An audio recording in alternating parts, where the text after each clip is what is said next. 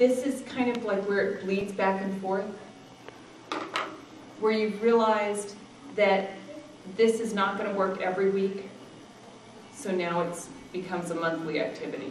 Or this is more important, it's got more information, so I need to make it a weekly activity. You might find that you have co-op, so it only can be 4 days a week. Or you might find that it is for a co-op, so what's going to be your primary lab that maybe you're doing at the co-op?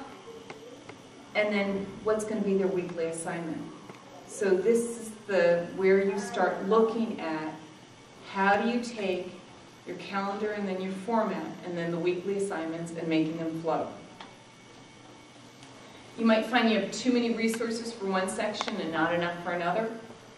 And you have to decide if you're going to add more to that section or not.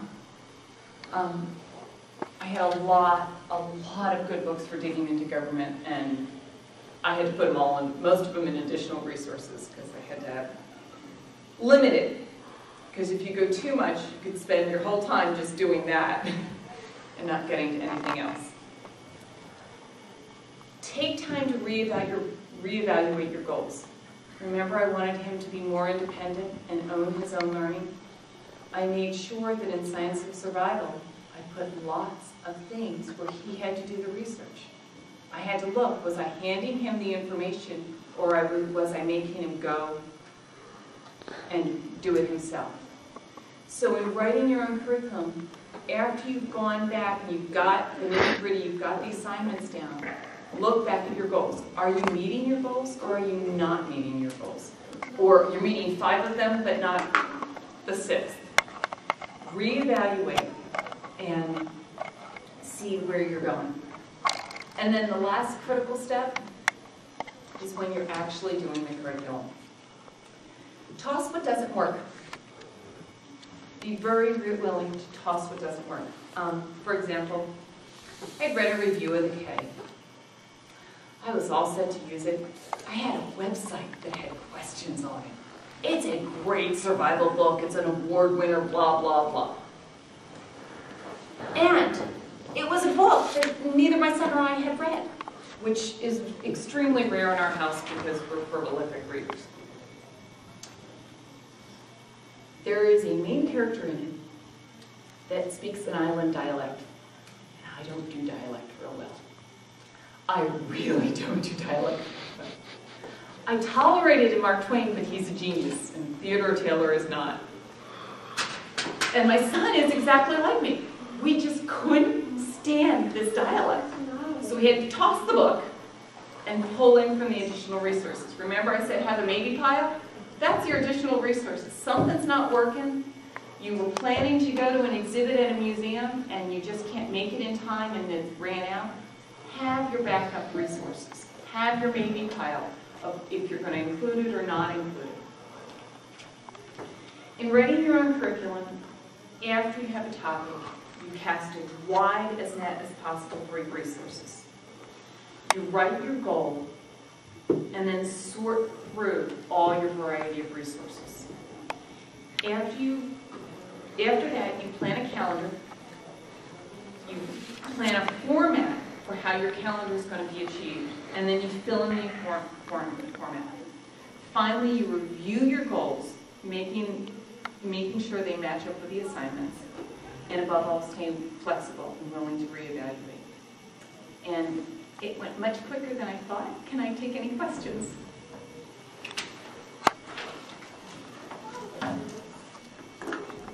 Your planning phase for writing a curriculum, how long does it take? As far as before the school year starts, do you have a certain time to prepare? It depends on, it really depends on the time you have. I find that I don't work well during the school year when my kids are doing all their stuff because I hate being interrupted. And it's hard for me to flip gears that easy. In that stage, I am gathering my resources. I am thinking every time I go to the library or library book sale. So that is a longer period. That could be a shorter period for some people, but for me, that's like a 3-month period. You know, my kids have said that they want to do science of cooking and science of forensics for next year. So I'm right now in the process of gathering all the resources. So it could be a very short time, but it's going to be 3 months. And then in June, I'm going to start writing it. And usually, Science of Survival was obviously my first one that I really wrote out and systematically did. It took me a real solid month of the summer really hashing it out. I had done a lot of thinking about it, a lot of ideas about it, but the actual, not that I was every single day writing, you know, but I had this month to play a lot with. So it's something you can do very easily in a summertime if you have time to give it. But my digging into government, because I had read most of the books before, it took me a week. I mean, the first initial, you know, what am I going to do? Because I had read the books before, we were discussing some of it, the ideas were all flowing, and then I just had to find out how I was going to get this idea into a format. Actually, finding the format for digging into government took longer than anything else. Because I was like, I have these ideas, and they're good, and the kids are enjoying them, but I can't figure out how to make them flow, and how do we systematically get that information out.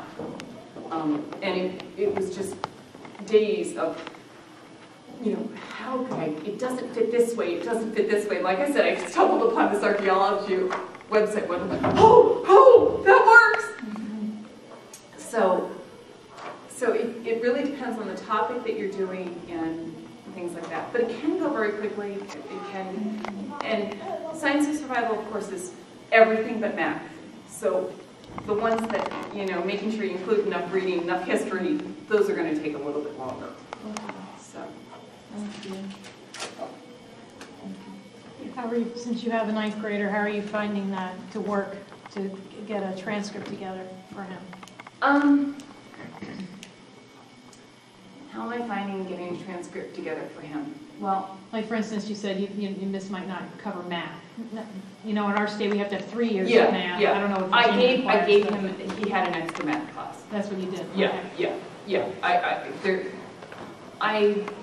Math is definitely not my strong suit, so I just pulled a math curriculum and threw it in there. Okay. The one thing that I can tell you is, and the reason that I'm doing this for my twins, the goal of independence and their owning their own learning was so incredible. It really worked. And I barely touch his schoolwork now. I barely have to do anything. He owns it. He comes to me and tells me what else he needs, what else he wants to learn, and we just incorporate it and he does it. So as far as writing a transcript, of course we have to go and see, but he's owning his learning now. And so high school was praise. So much better than 6th grade. But the one thing I taught a co-op class for chemistry, and I had a girl that, you know, really, science was so difficult for her. And you know, Pennsylvania, you have to have so many life sciences. It was enough to take, she wasn't going to do science on further, so we made chemistry labs that were on a much lower level, but they were labs, and we documented and everything like that, and we just did a lot more hands-on so that she could have her lab. And that's one of the benefits of writing your own curriculum, is you can tailor it to, do they need a lot more touch? Do they need a lot more making molecules? I mean, we did all of her, you know, your chemistry lines where you're adding carbon dioxide and H2O and getting different things. We did them all with built molecules. We write them out as math equations. We pulled the molecules apart and did all the math that way in order for her to understand it. And if that's what it takes to get it across,